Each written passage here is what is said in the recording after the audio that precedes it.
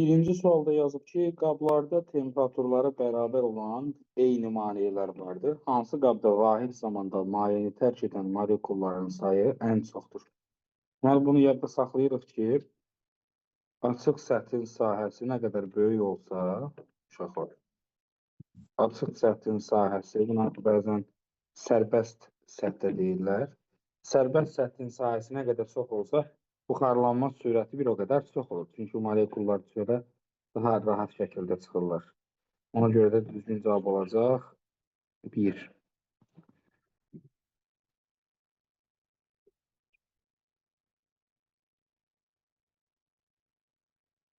On yeddi.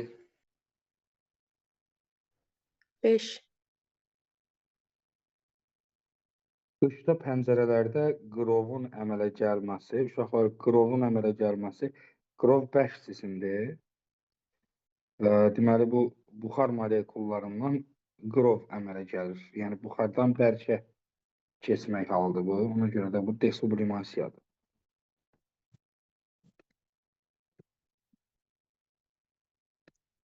Başqa?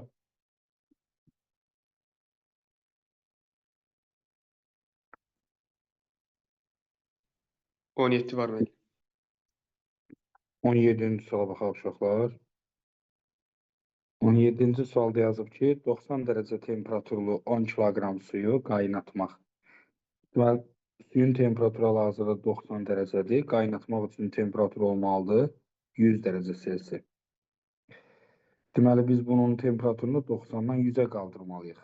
Daha sonra onun 100 qramını, yəni 0,1 kiloqramını buxara çevirmək, buxarlandırmaq üçün nə qədər istilik miqdarı lazımdır? Əvvəlcə 90-dan 100-ə qaldırmaq üçün sərf olunan istilik miqdarı Cm delta T-dir. Burada temperatur artışı var. Daha sonra isə buxara çevirmək, yəni buxarlandırmaq məsələsi var. Buxarlanmada düsturumuz necə idi dostlar? L vurulsun M. Deməli, bizim bu istilik prosesimizdə lazım olan toplam istilik miqdarı Q1 ilə Q2-nin cəminə bərabərdir. Cm delta T ilə L-in cəminə bərabərdir. C-ni veriblər 4200, qiymətləri elə belə qoyaq yerinə. 4200 vurulsun 10 kiloqram su. Temperatur dəyişməsi 90-dan 100-ə gələcək. Olacaq 10. Üstə gəlinsin L 2,3. Vurulsun 10 üstündə 6. Vurulsun. Kütləmiz nə qədərdir? 100 qramla, yəni 0,1-ə vuracaq. 230, 420 nə qədər edir dostlar? 650. Necə? 650 kilocal. 650 kilojoule. Başqa? 18'e de bakabilirsiniz benim. 18-ə baxaq. 18-də yazıb ki, 100 dərəcə temperaturlu 1 kiloqram su kondensasiya edib. Ondan alınır. Bu da həmin sualdır dostlar. 100 dərəcədə temperaturlarda əvvəlcə buxarı kondensasiya edəcək. Kondensasiya istiliyi demişdik, buxarlanma ilə eynidir miqdar olaraq. L vur M-dir. Daha sonra 100 dərəcədən 0 dərəcəyə qədər soyudaq. Soyutma prosesi temperaturun dəyişməsi ilə gedir. Onda Cm delta T yazılır. Yenə bunların hər ikisini toplayacaq uşaqlar. L-əm üstə gəlinsin. Cm delta T bərabərdir. L-i veriblər yenə 2,3 vurulsun 10 üstü 6. Kütlə 1 kiloqramdır. Üstə gəlinsin 4,2 vurulsun üstü 3. C. M1'dir. Delta T'miz bu dəfə nə qədərdir? 100'dür. Ona görə də biz burada toplayacağıq. 230, 42, 2,72. Meqanı bilirsiniz də, bu mega demək uşaqlar. Mega nə mənaya gəlir? 10 üstü 6.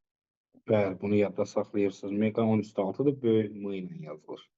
Hər hansı bir kəmiyyətin qarşısına yazılanda, əslində milyondan da yadda saxlaya bilərsiniz. Milyondur.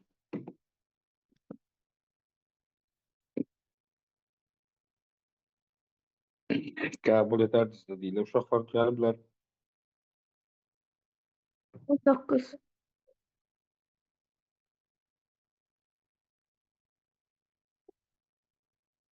Neçə? 19. 19. 19-cu sualda deməli bizlər üçün burada verilən nələrdir dostlar? Yazıb ki, xüsusi yanma istiliyi verilib. Daha sonra deyir ki, neçə qram etil spirt yandırmaq lazımdır ki, bu haqqında mən sizə danışmışam, ümumiyyətlə spirt yandırıb suyu qızdırmaq falan belə şey keçmişəm sizə uşaqlar.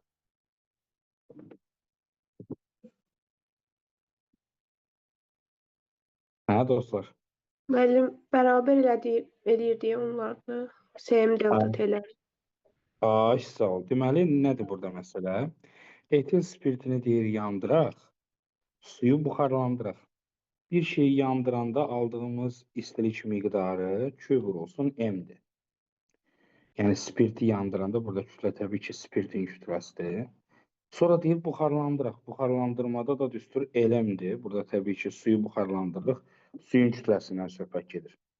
Bir məlumat da verilib ki, spirtin yanma istiliyinin 50% suyun buxarlanmasına gedir. Yəni bu yuxarıda aldığımız enerjinin 50% gələcək bura. Hansı ki, Q M spirt bölünsün 2 bərabərdir LM su. Bu formada yazacağıq. Neçə qram etil spirti deyir? Yəni spirtin kütləsini istəyir. M spirt bərabərdir LM su bölünsün Q. Eli veriblər 2,26. Suyun kütləsini veriblər 27. Necə? İçini eləmə vurmuruq müəllim. Səsiniz gəlmir. Müəllim deyirəm, içini eləmə vurmuruq. Orada 2 də var idi. Hanı 2? Hə, 2 onda da 2. Hə, düz deyirsən, bəli. 2. Mən sizi yoxlayırdım. Müəllimlərin ən böyük yalan. Bəli, 2-yə vururuq bunu. Dostlar, təbii ki, burada 2 var da məxrəzdə. 2 eləmişsə bölünsün Q. 2 vurulsun 2,26 vur 27 bölünsün. Q nə qədərdir? 2,7. Bunları ixtisar edirik. 2-ni 2,26-ya vuranda 4,52 eləyir. Yəni ki, dostlar, bir enerjinin başqa enerjiyə çevrilməsi məsələsidir. Bir enerjinin başqa enerjiyə çevrilməsi nə deməkdir? Məsələn, spirti yandırmaq, suyu qızdırmaq. İndi burada 50% dediyinə görə biz 2-yə böldük. Hamısını desəydi, hamısını bərabər eləyərdik. Başqa düşdünüz uşaqlar?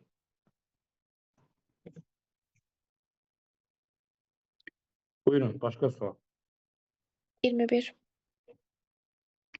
21-ci suala baxaq dostlar. Deməli yazıb ki, mayələrin xüsusi istilik tutumları və xüsusi buxarlanma istilikləri arasında hansı münasibət doğrudur? Əvvəlcə bu qrafikə baxanda bunu demək lazımdır ki, SM delta T-ni biz bu yuxarı qalxan hissələrə görə yaza bilərik də, düzdür?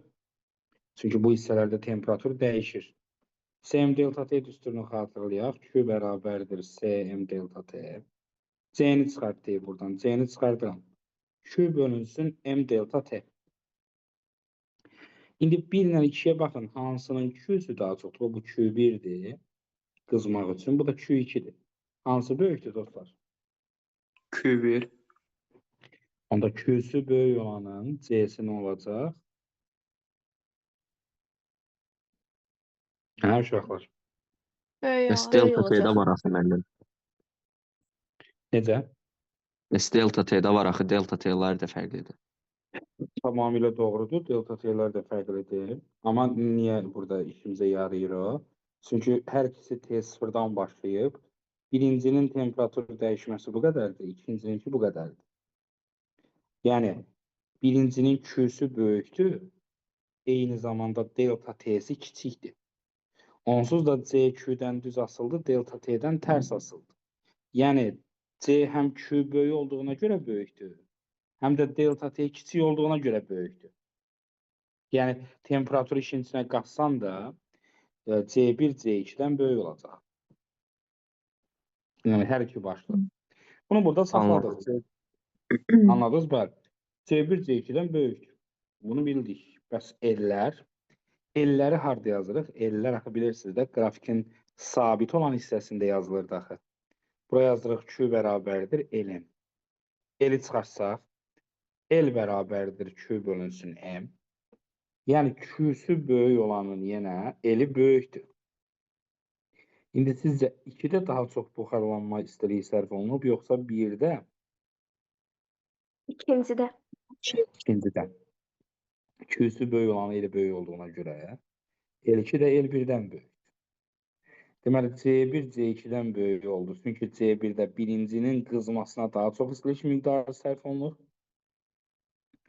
Amma buxarlanmada ikincinin buxarlanmasına daha çox istilik sərf olunur. L2 də böyük, L1-dən. Başqa?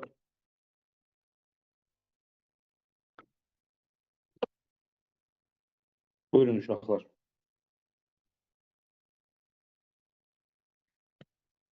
Müəllim, bir də 314-də var.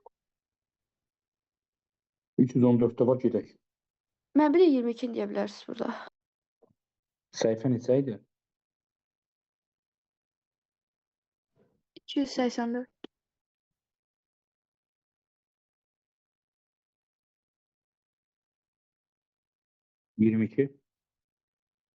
Yazıb ki, verməklə nə qədər spirti buxara çevirmək olar.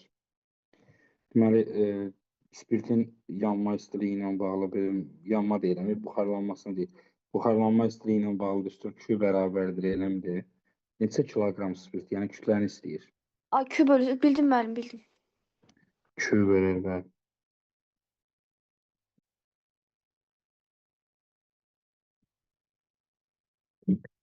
başqa.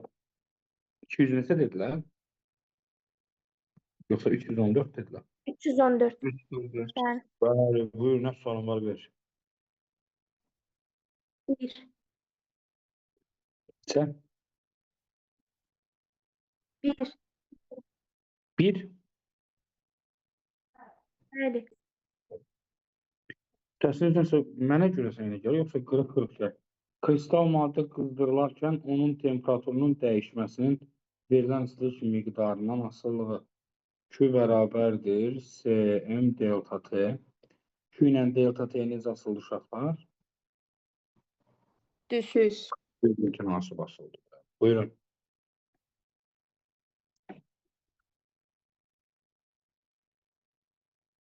Başqa.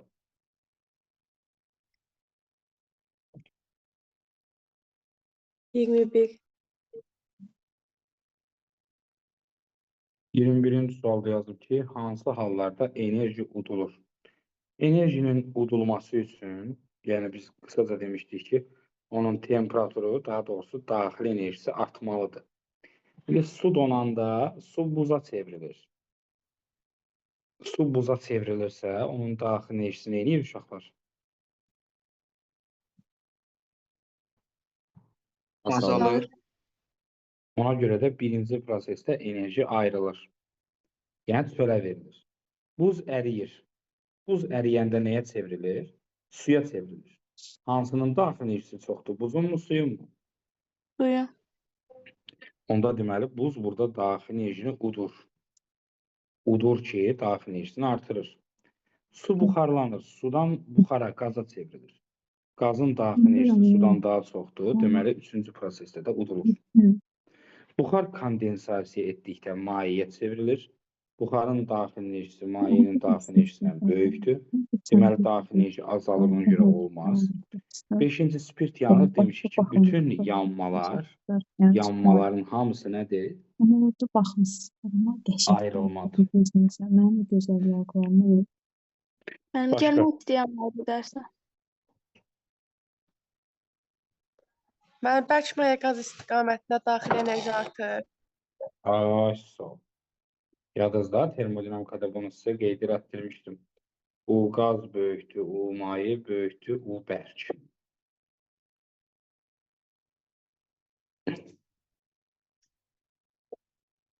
Başqa? 30. 25. 28 var. 25-ci sualda yazıb ki, maddənin daxili enerjisi artır. İndi dediniz elə, mayedən, təbii ki, mayenin daxili enerjisi bərkdən böyükdür. Deməli, ərimədə daxili enerji artır. Maddə maye haldan bərk hala keçir. Mayədən bərkə keçəndə onun daxil enerjisi artır.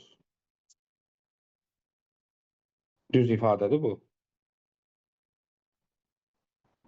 Hə, Xeyr, uşaqlar. müəllim. Azalır. Niyə azalır? Çünki bərk Aqreqat halı dəyişir. dağıldı mayədə. Çünki bərk. Bərk. Maddənin deyil temperaturu dəyişmir. Biz nə demişdik? Temperatur aqreqat hal dəyişəndə dəyişmir. Maddənin bərk hissəsinin kütləsi artır. Təbii ki, bu da kristallaşmada olacaq. Çünki kristallaşmada maye buza, yəni bərkə çevrilir. Ona görə də bərk hissənin kütləsi artır, amma mayenin kütləsi azalır. Başqa? 28 var. 28-ci suala baxa bilərik dostlar. Maddələrin xüsusi ərimə istiliyini deyir, müqayisə edin. Xüsusi ərimə istiliyinin düsturunu yadınızdadırsa, lambda bərabərdir Q bölünsün M-dir. Eləmi? Eyni kütlər yaz. Hamısının kütləsi eynidir. Onda istilik miqdarı çox olanın, yəni Q-sü böyük olanın, lambdası da böyükdür. Baxaq görək hansının Q-sü böyükdür. O birincidə, bax görürsünüz, buradan bura. Yəni ərimə prosesi buradır. İkinciyə baxın. İkincidə ərimə prosesi buradan buradır. Üçüncüdə də buradan bura. Ən böyük istilik miqdarı hansındadır? İkincidə. İkincidə. Deməli, lambda ikinci böyükdür. Sonra gəlir üçüncü lambda 3. Sonra da böyükdür lambda 1-dən. Yəni ki, qısacası yenə gördüyünüz kimi qrafikdə sabit olan hissələrə baxıb müqayisə elədik uşaqlar.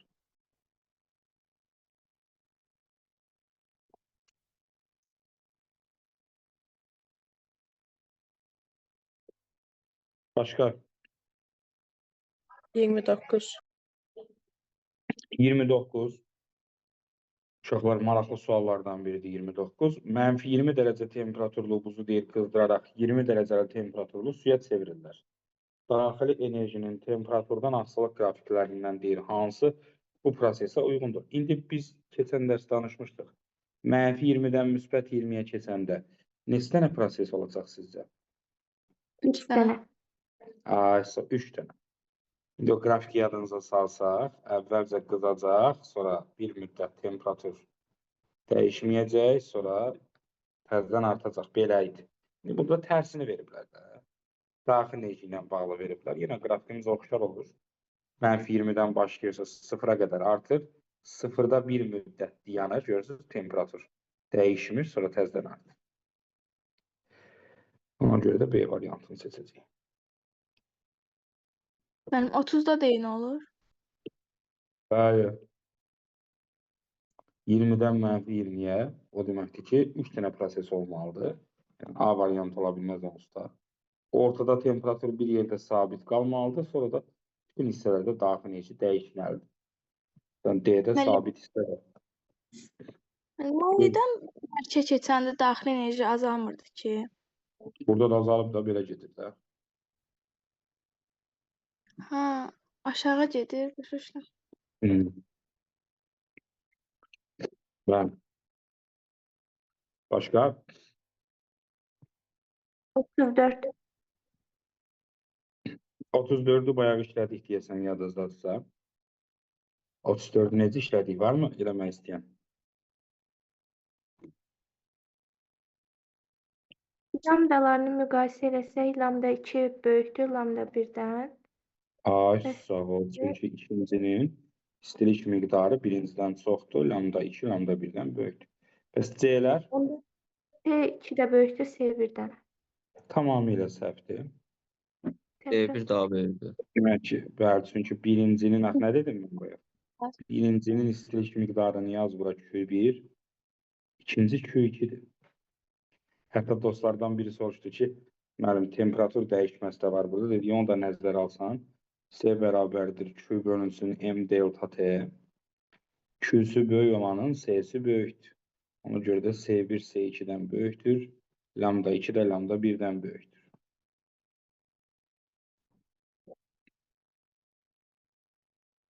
Bəs müəllim, birincinin temperatur dəyişməsini daha çox versəydi, nə edəcəkdik?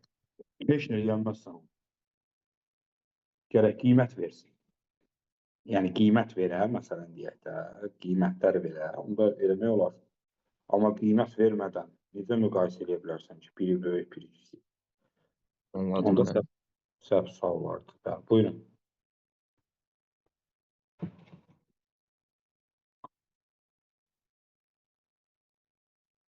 Başqa.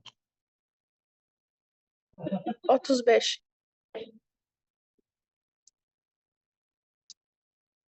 Kitabda deyir, 0 dərəcə temperaturda olan buzlu su qızdırılır.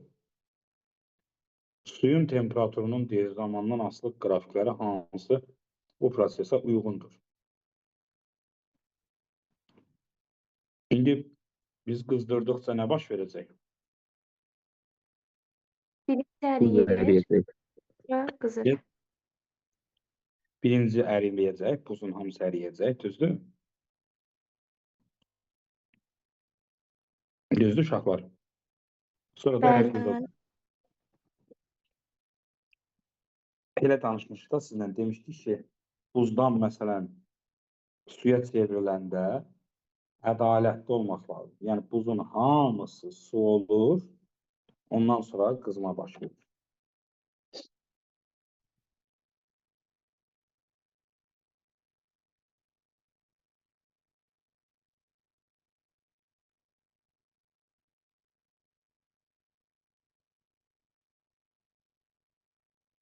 Buyurun. Müəllim, dərsə gəlmək istəyənlər var. 36.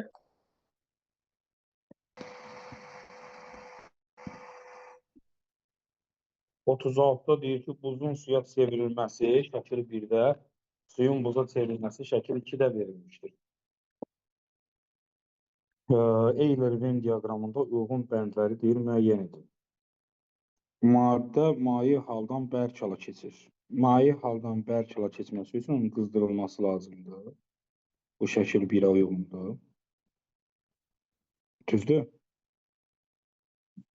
Bərk haldan maye hala keçir, ikinci uyğundur. Orta kinetik enerji dəyişmir. Həm AB-də, həm də CD-də temperatur dəyişmir, ona görə orta kinetik enerji dəyişmir. Həm su, həm buz mövcuddur. Hər ikisində... Uşaqlar, başlayın sözünüzü kəsdim. Nə? Başlamaq istəyən uşaqlarım. Zamanı da 5 dəfə qəbul elədim. Həm su, həm buz mövcuddur. Deməli, burada hər ikisi var. Maddənin daxili enerjisi azalır yazır. Daxili enerji harada azalır sizcə? A-dan B-yə yoxsa C-dən D-yə? C-dən deyə. Niyə? Çünki mayədən bərk hala keçir, aqreqat halını dəyişir. Var. Kütləsi artır yazır. Bu hara aiddir bəs?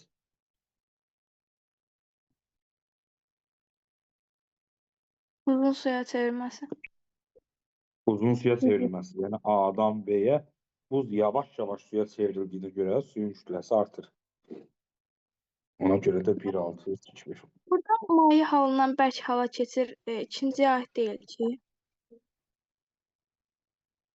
Mən hara yazmışam bunu? Birinciyə yaz. Nə? Mən sizi yoxlayıram. Biraz xəstəyəm bu gün, yəqin hamısını qarışdı. Maye haldan bərk hala keçir. Maye haldan bərk hala keçmək, burada da bəli düz deyirsiniz. Bərk haldan maye hala keçmək hansıdır? O birinci deyil, bura aid.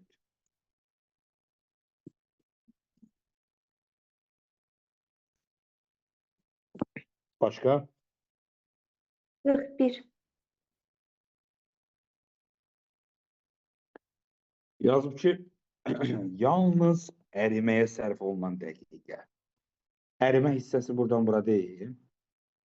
15 dəqiqə. Ha, tapdım mən. Başqa bir şey baxacağım. Halaldır. Başqa?